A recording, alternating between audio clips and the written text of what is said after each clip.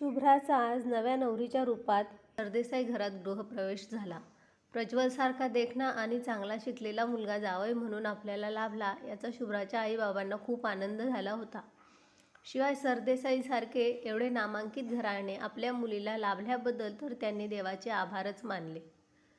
शुभ्राची माहेरची परिस्थिती तशी साधारणच होती. एवढे श्रीमंत सासर मिळाले त्यामुळे मुलीचे खरंच भाग्य फळफळले हेच ज्याच्या त्याच्या तोंडी होते. खरे पाहता शुभ्रामध्ये कसलीच कमी नव्हती. दिसायला अतिशय देखणी, सुस्वभावी आणि त्यावर उच्चशिक्षित शुभ्रा कुणाच्याही मनात भरेल अशीच होती. आणि खरं तर ती ज्या घरात जाईल त्यांचेच भाग्य उजळले हे म्हणणेही तितकेच योग्य होते. घरातील परिस्थिती बेताचीच असली तरी शुभ्राच्या आईवडिलांनी आपल्या एकुलत्या एक मुलीच्या सगळ्या आवडीनिवडी पूर्ण केल्या होत्या. तिला लहानपणी नृत्याची आवड होती म्हणून तिला त्यात अगदी नृत्यविशारद केलं होतं. शिवाय अभ्यासात अतिशय तल्लख असणाऱ्या शुभ्राचे इंजिनियर व्हायचे स्वप्न होते. चांगल्या गुणांनी उत्तीर्ण होत तिने शहरातील सगळ्यात उत्तम कॉलेजमध्ये ॲडमिशन घेऊन यातही बाजी मारली. बघता बघता ती इंजिनिअरिंगच्या शेवटच्या वर्षाला आली आणि वर्षाच्या अखेरीस कॅम्पस इंटरव्ह्यूद्वारे तिला चांगल्या जॉब ऑफर्स येऊ लागल्या. पण तिला त्याआधी MBA करायचे होते त्यामुळे ती इंजिनिअरिंग पूर्ण करून MBAच्या तयारीला लागली. इकडे तिचे MBA आटोपले आणि लगेच एका मोठ्या कंपनीत तिला जॉब लागला. आपल्या पहिल्या वहिल्या कमाईतून तिने आईसाठी सुंदर पैठणी आणि बाबांसाठी छानसे घड्याळ घेतले आणि घरी येऊन आईबाबांना मस्त सरप्राईज दिले. आईबाबांनी माझ्यासाठी झटून मला सगळी सुखं दिलीत, माझ्या साऱ्या इच्छा पूर्ण केल्या. आता यापुढे त्यांच्या सगळ्या कष्टांची भरपाई मी करेन असे तिने मनाशी ठरवले. आता आपली लाडकी लेक खऱ्या अर्थी सक्षम झाली आहे तेव्हा दोनाचे चार हात करायला हरकत नाही असे शुभ्राच्या आईबाबांना वाटले आणि त्यांनी तिच्यासाठी स्थळं बघायला सुरुवात केली. त्यांना आता तिच्या लग्नाचे वेध लागले होते. इकडे संयोगाने शुभ्राच्या एका मैत्रिणीच्या लग्नात प्रज्वलने शुभ्राला पाहिले. जातेची सुंदर शुभ्रा त्या दिवशी नटल्यामुळे तर फारच सुंदर दिसत होती. साडीत तिचे सौंदर्य अधिकच खुलून दिसत होते. तिच्या गोऱ्या रंगाला साजेशी सुंदर मोरपंखी रंगाची साडी, त्यावर मोकळे सुडलेले लांबसडक केस, गळ्यात नाजूकसा नेकलेस, कानात झुलणारे झुमके, हातात एक नाजूक कडे हे सर्वच तिच्या सौंदर्यात अधिक भर घालत होते. तिला पाहता क्षणी प्रज्वलच्या मनात ती भरली. मित्रांकरवी लगेच त्याने तिची चौकशी करवून घेतली आणि लवकरच प्रज्वलच्या घरातून तिला लग्नाची मागणी घातली गेली. चांगले घराणे आणि प्रज्वलसारखा स्मार्ट मुलगा सर्व मनाजोगे असल्यामुळे नाकारण्यासारखे काहीच नव्हते. शुभ्राची एकच अट होती ती म्हणजे मुलगा चांगला उच्चशिक्षित हवा आणि तीही पूर्ण होत असल्याने तिने पण तिचा होकार दिला. पण या सर्वात तिचे ऑफिस सासरहून बरेच दूर असल्याने नाईलाजाने तिला तिच्या हातचा जॉब सोडायला लागला. शुभ्राने पण विचार केला, आपण नव्या घरी जातोय, तिथल्या माणसांना ओळखायला आणि तिथे रुळायला आपल्यालाही जरा वेळच हवा आहे. तेव्हा सध्या हा जॉब सोडणेच योग्य निर्णय होईल. शिवाय पुढे परत आपल्याला नवा जॉब बघता येईलच असा विचार करून तूर्तास तिने लग्नाआधी हा जॉब सोडला आणि लवकरच चांगला मुहूर्त पाहून मोठ्या धुमधडाक्यात दोघांचे लग्न लागले. आज सासरचे माप ओलांडताना आयुष्याची सुंदर स्वप्न बघत ती नव्या घरात शिरली. नव्या सूनबाईचे मोठ्या थाटात स्वागत करण्यात आले. घरी सासू सासरे, मोठे दीर जाऊबाई असा भरला परिवार होता. लग्नानंतर हनीमूनच्या निमित्ताने प्रज्वल आणि शुभ्राने एकमेकांबरोबर मनसोक्त दिवस घालवले. एकमेकांची मने जाणली. खूप गोड आठवणी हृदयात साठवून दोघेही घरी परतले. इथे आल्यावर मात्र हळूहळू तिला तिथल्या पद्धतीप्रमाणे जुळवून घ्यावे लागले. श्रीमंत सरदेसाईंच्या घरात नोकर माणसांचा सतत राबता होता. तरीही घरातील स्वयंपाक हा घरच्या अन्नपूर्णानेच करायचा असा घरातील दंडक होता. ही प्रथा त्यांच्या आजेसासूबाईपासून चालत आलेली होती. तेव्हा ती तशीच चालू ठेवणे असे सासूबाईंनी आपल्या दोन्ही सुनांना सांगितले होते. त्याशिवाय सकाळी उठून लवकर आंघोळ आटोपून मगच किचनमध्ये शिरायचे असा सासूबाईंचा नियम असल्याने तिला पण लवकर उठून तिचे पटापट आवरावे लागायचे. नंतर सासरे, दीर आणि प्रज्वल नाश्ता करून एकत्रच ऑफिसला निघायचे. कामाचा व्याप बराच मोठा असल्याने तिघांना घरी यायला बराच उशीर व्हायचा. आत्तापर्यंत तिला या सर्व गोष्टींची सवय नव्हती. माहेरी छोटे कुटुंब असल्यामुळे तिथे सगळं तिच्या मर्जीप्रमाणे ती करी आणि एकुलती एक असल्याने जरा लाडाकोडातच वाढलेली होती.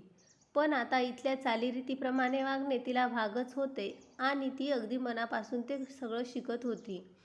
मोठ्या जावेची तिला कामात बरीच मदत होत होती. 2 सुना आल्याने सासूबाई आता किचनमध्ये फिरकत नसत, पण सगळीकडे त्यांचं अगदी बारीक लक्ष असायचे. सकाळचा स्वयंपाक दोघी मिळून करायच्या. खरं तर तिला स्वयंपाक पाण्याची माहेरी इतकी सवय नव्हती, पण इथे ती मन लावून सगळं करण्याचा प्रयत्न करायची आणि त्यात शुभ्राला तिची जाऊ नीट सांभाळून घ्यायची. शिवाय मदतीला नोकर असल्याने इतर कामाचा विशेष भार जाणवायचा नाही. पण वेळच्या वेळी सर्व करावे लागायचे. दुपारी सर्वांसाठी ऑफिसमध्ये जेवणाचा डबा घरून पाठवावा लागायचा. त्यामुळे सकाळची गडबड आटपली की परत दुपारच्या जेवणाची तयारी असायचीच. यातच तिचा आणि जावेचा सारा वेळ जायचा. सुरुवातीचे नव्या नवलाईचे दिवस सरले तसे तिला आता घरातील या रुटीनमध्ये तोचतोपणा जाणवायला लागला होता आणि शिवाय एवढे शिकून शेवटी घरात फक्त रांधावाडा उष्टी काढा यातच तिला आपले आयुष्य काढायचे नव्हते. त्यामुळे आता परत जॉब शोधायला पाहिजे असे मनाशी ठरवून तिने चांगल्या कंपनींमध्ये नोकरीसाठी ॲप्लिकेशन पाठवल्या आणि काही दिवसातच तिला अगदी तिच्या मनाजोगी जॉब ऑफर मिळाली. ती आज खूप खुश होती. हे सरप्राईज सगळ्यांना एकत्रच देऊया म्हणून तिने प्रज्वललाही काही सांगितले नाही.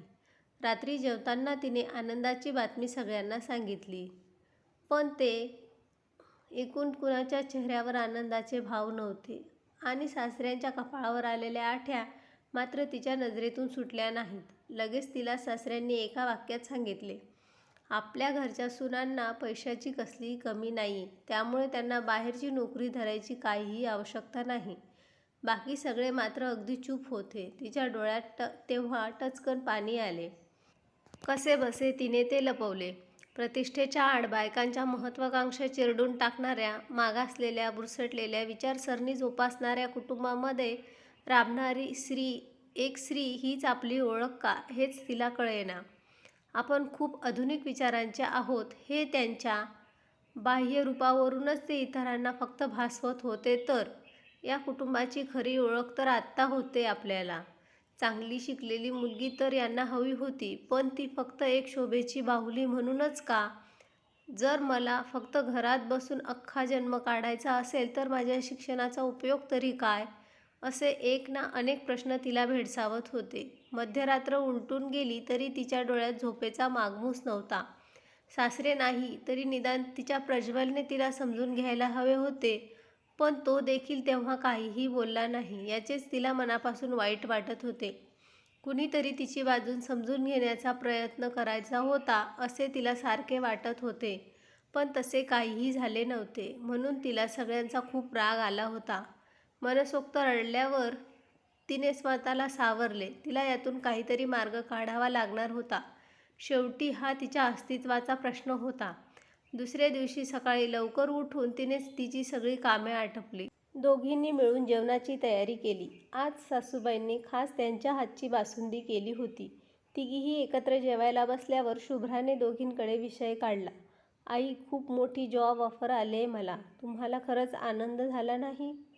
झालाय म्हणून तर तुझ्या आवडीची बासुंदी केलीये ना मी. ते बघून शुभ्राचा चेहरा खुलला. त्यांच्या घराण्यात तिच्या एवढं शिकलेलं कुणीही नव्हतं.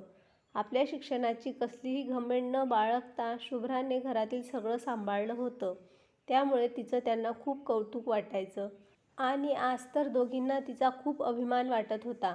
पण घरचे तिच्या नोकरीसाठी तयार होणार नाहीत हे पण पुरेपूर जाणून होत्या आणि म्हणूनच काल सासूबाईंनी सासऱ्यांशी बोलून यावर पण मार्ग काढला होता.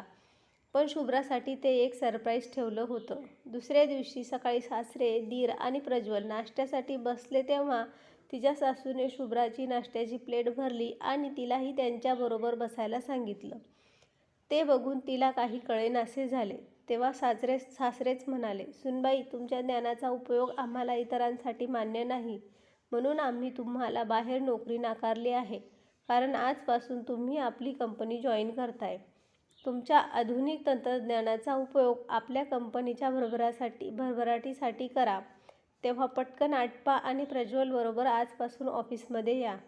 हे ऐकून शुभ्रा मनोमन आनंदली. प्रज्वलने सगळ्यांच्या नकळत तिच्याकडे बघत आपले डोळे मिचकावले आणि आपले दोन्ही कान धरून तिची माफी मागितली. सासरे म्हणाले, आणि हा योग्य सल्ला आम्हाला तुमच्या सासूबाईंनी दिलाय, कारण खऱ्या करता धरता तर त्याच आहेत ना आपल्या कुटुंबाच्या. त्या घरी असल्या तरी त्यांच्या प्रत्येक मताचा आम्ही आदर करतो आणि त्यांचे अस्तित्व आम्हाला आमच्या प्रत्येक निर्णयात जाणवते. आणि त्यांच्यासारखेच त्यांच्या सुनांनी देखील स्वतःची अशी वेगळी ओळख आहे आणि ती जपणे हे एक सुखी आणि यशस्वी कुटुंबाची गुरुकिल्ली होय, हे देखील त्यांनीच आम्हाला आमच्या ध्यानी आणून दिले. हे ऐकल्यावर शुभ्राला काय बोलावे ते कळेना. आज तिच्या मनातले सगळे भ्रम दूर झाले होते. तिच्या डोळ्यात आनंदाश्रू तरळले. आपल्यावर सोपवलेला नवा कार्यभार सांभाळण्यासाठी तिने लगेच वाकून सासूबाईंचा आशीर्वाद घेतला.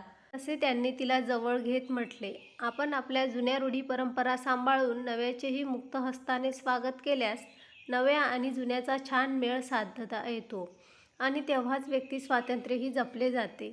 सगळ्यांना त्यांचे म्हणणे अगदी मनोमन पटले आणि सरदेसाईंकडे एका नव्या पर्वाला सुरुवात झाली. तर मित्रमैत्रिणींनो, कशी वाटली कथा? कथा आवडली असेल तर कमेंटमध्ये नक्की कळवा. कथा आवडल्यास लाईक करा, शेअर करा आणि अशाच नवनवीन कथांसाठी आमच्या चॅनलला सबस्क्राईब करा. कथा पूर्ण वाचल्याबद्दल तुमचे धन्यवाद.